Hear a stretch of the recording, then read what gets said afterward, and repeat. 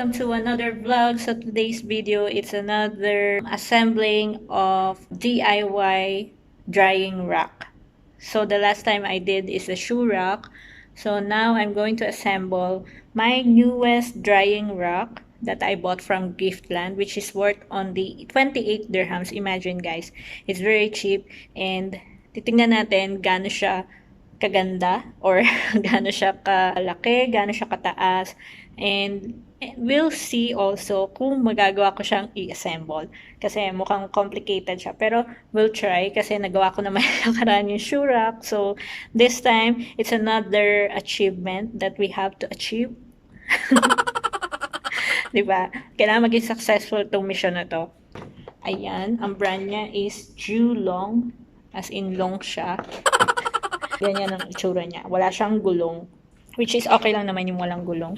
Kasi hindi ko naman kailangan ng may gulong. We're going to start assembling this DIY drying rack. So, samahan niyo ako guys.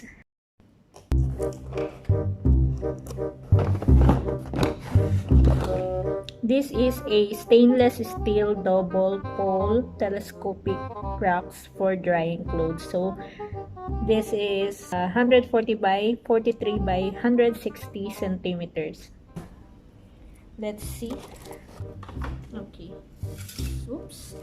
So this is the one, guys. Ayan. This is how it looks like. Diba? Hindi po ako sniper. I'm not a sniper, but it looks like this one. Ayan. Para siyang pang sniper. Anyway, so now, I think probably this will be the leg, or ito yung pinaka-foot niya. Ayan. There's no instruction to figure it out how to do it. So, syempre, sa gitna lang siya ilalagay.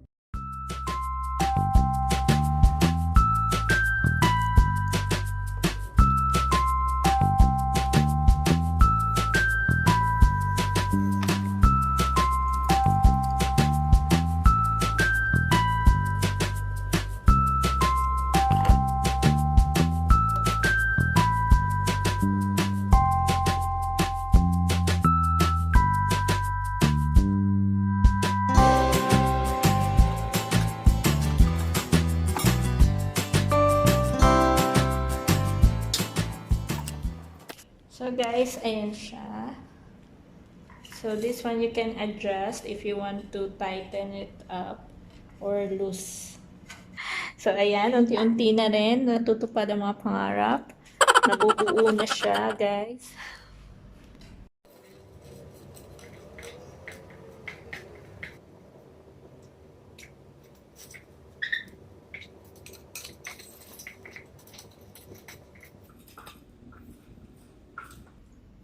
Ang dali lang siya, guys. As in, ang cute lang. Ang saya-saya lang, guys. Kasi para siyang puzzle na unti-unti mo siyang binubuo.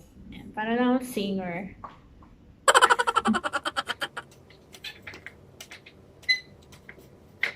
So, guys, ayan. Nabuo ko na yung ating DIY drying rack. Ayan. So, na-adjust siya, guys. Ayan, ayan. Na-adjust to. So, pwede mo siyang taasan pagka sa tingin mong sasayad yung damit sa baba. Tapos, ito yung final touches.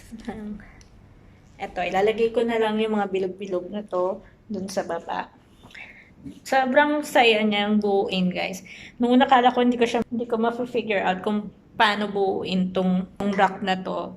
Sobrang struggle siya sa pagbuo. Pero okay lang kasi gumagana yung utak mo na paano mo siya mabubuo. And now, I'm so happy. I'm so proud. Again, I'm so proud with my artwork. O, diba? Artwork daw. O, diba? Yan ang aking DIY drying rack. And sobrang dali lang niya. And pwede ko siyang bit-bitin. Then, if ever ako'y aalis na dito sa room na to, pwede ko rin siya ibenta kung gusto ko siya ibenta, diba? At least, may iba makikinabang din dito. And na-assemble na siya. And sobrang dali lang, guys. As in, gagana talaga yung utak mo. Kasi walang instruction dito sa box. So, ikaw talaga mag-iisip paano mo siya gagawin. Titignan mo lang sa picture kung ano yung itsura niya. Sorry for the background, for the mess of my background. Nag-aayos pa lang kami ng room. And that's it. So, finally, eto na yung ating DIY ayan, laundry rack or drying rack. Ayan na siya. So, for only 28 dirhams, nakuha ko siya sa Giftland.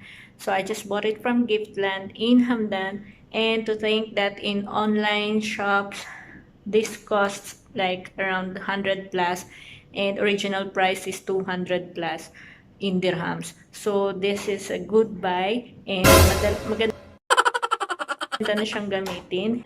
Madali pa siyang gawin. So that's it guys, and I hope you find this helpful and I hope you find it interesting. So guys, if you like this video, please give me a thumbs up. And if you're not yet my subscriber, sorry for the mess of my thumbs. Sorry, it's too and color block na siya sa dumi. Anyway, so guys, if you like this video, please give me a thumbs up. And if you're not yet my subscriber, please do subscribe now and comment below guys. And thanks for watching. Bye. See, it's all black.